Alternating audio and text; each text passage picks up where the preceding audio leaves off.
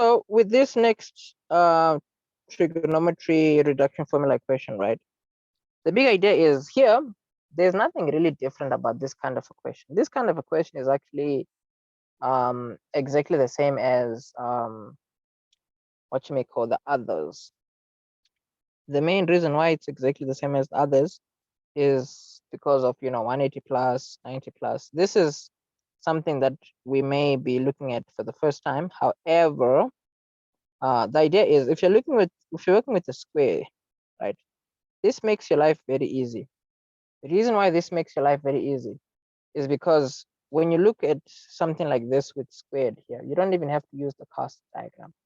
The reason why you don't even have to use the cast diagram is because anything that's going to have that expression squared will always come out as a positive, like literally all the time. See, because remember, anything, even if it comes out as a minus, you see a minus times a minus is a plus. You see a plus times a plus is also a plus. You see, because remember, this is saying whatever comes out is going to be multiplied by itself. So it will always come out as a positive value. That's the one thing to remember. So that being said, let's break this down using our cast diagram so that we can carry on familiarizing ourselves with the cast diagram. So if you look here, we know the following, right? Let's see here, do that. So here is CAST,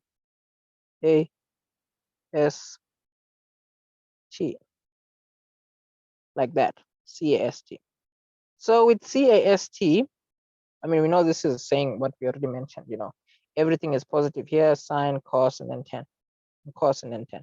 So 180 plus, we know that this is 0, 90, and then there's 180 here. 180 plus a value would lend us in this quadrant here. This is the quadrant 180 plus, you see. So what we know is that in this quadrant, only 10 is a positive. So what we would essentially have is cos 180 plus something. This is what we know. You see, cos 180 plus theta. This will be equal to negative cos theta, you see, because remember, in this 180 plus quadrant, cos is a negative, you see. So let me actually replace this theta with x just so that it matches with with what we're dealing with. So this all being said, right, what you need to consider now is the fact that excuse me, if you square, if one side is squared, if this thing here was squared, right, it means that this would also be squared, you see, meaning negative cos theta, I mean negative cos x times negative cos x, this would give you cos squared x, you see. That's exactly what this would be, because a negative times a negative gives you a plus. So that's to highlight again the fact that if you're going to deal with anything squared, you don't even have to worry about a negative sign or whatever, because it's always going to be a positive value, like always. So here, in the beginning here, cos squared 180 plus x, this comes out as cos squared x. And then here now, minus 10, 222. So the first thing we can do for ourselves is the minus here, we can just keep it for now. And then anytime you're breaking down an expression, right? And obviously, I mean, like these kinds of expressions, you're supposed to break them down without using a calculator. So something like 10, 122. You have to be careful now, because 10, 122 is something that you need to break down into two values. One of the values is going to be a special angle, and then the other is going to be something else. So what I mean is 225, right, is a number that is close to 180. So you want to break this down into two values that are close to 180. So the first one is going to be 180. The other one is going to be whatever you need to add to 180 to give you 225. But in practice, it's actually simple. 10, 225 can be written as 10, 180 plus 45. It's just a coincidence here that these are both special angles. But then the 180 is something that is obviously definitely always going to be there if you're going to be breaking down a number using the reduction formula. Because the reason for us doing this 10, 180 plus 45 is because we want to break this number down without using a calculator. We want to eventually write it as a value, you see. We want to eventually find out what it is equal to.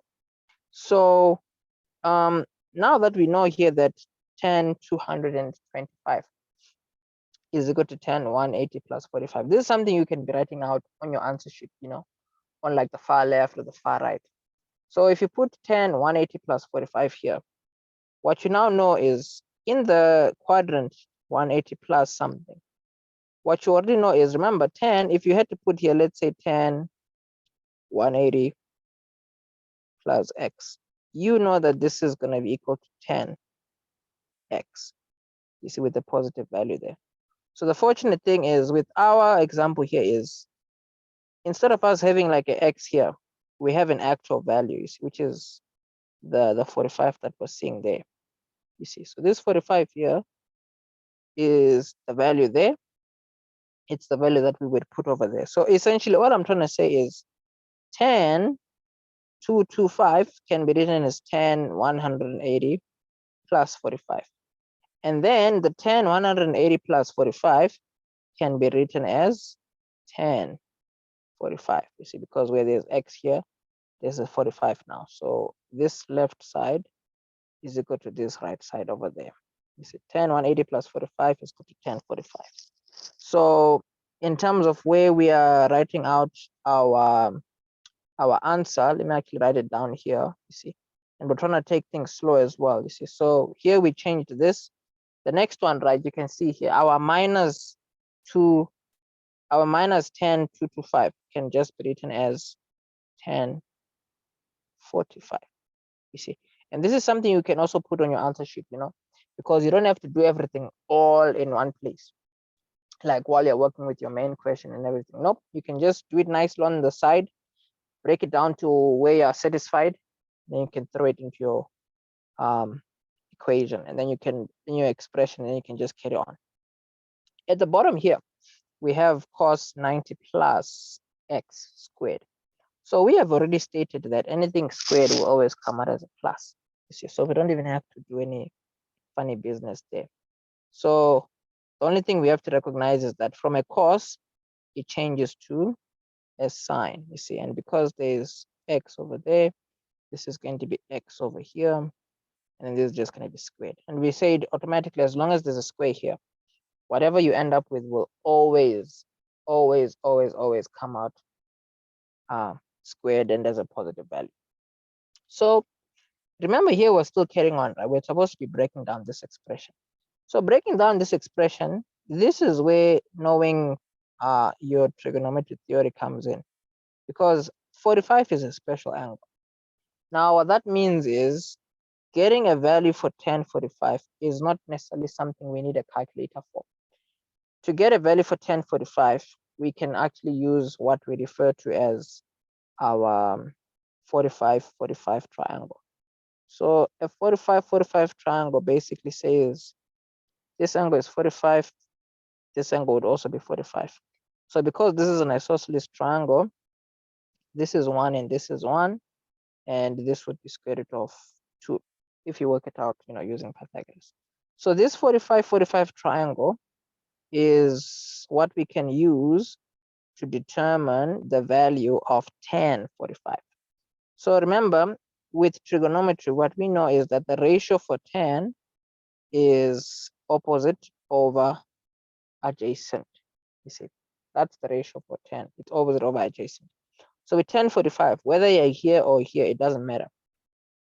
1045 is going to be equal to opposite over adjacent, you see, which is just 1 over 1, which is just a 1. You see, 1045 is just a 1. So where we see the 45 here, we can just put there a 1. You see, cos squared x minus 1. And then here we have what you may call sine squared x. So this question in particular, right, towards the end here, we can see why this is more like low-key an advanced question in my opinion, not like very advanced, but this is the kind of a question where you have to think outside the box. So in terms of us breaking this question down further, right, we have to actually use something that we call the square identity. So what I'm going to write out is something that you actually have seen at some point as well. So the square identity basically says that if you have sine squared x plus cos squared x, this will always be equal to 1. What you also know is there are two other variations of the same thing. If let's say cos goes to the other side, if cos goes to the other side, sine is going to be left alone here, sine squared, then you're going to have 1 minus cos squared x. Another one is if the cos remains and the sine goes to the other side, you're going to have cos here that remains, and then sine is going to go to the other side like this, you see. So all this being said, what we are seeing with our question is something similar. This looks a lot like this, but not quite. The only difference is, you see here we have a plus 1, here we have a minus 1. Here we have a minus cos squared x, here we have a plus cos squared x. So obviously, if you want to end up with something that will look like this, we can just take out a minus at the top here. So if we take out a negative at the top, this will become a minus now, and then this will become a plus, you see.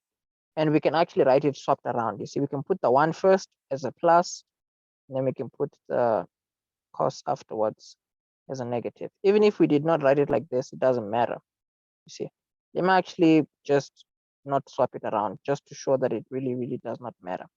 So we took out a negative here, right? This is going to become a negative cos squared x. Took out a negative here, so this is going to become a plus 1. At the bottom, we still have our sine squared x. We haven't really done anything.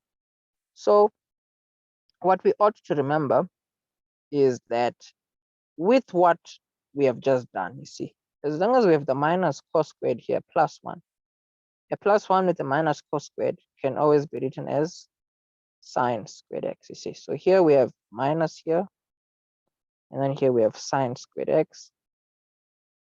At the bottom, we have sine squared x, you see. Now, because there's a sine squared x at the top here and the sine squared x at the bottom here, those can cancel out.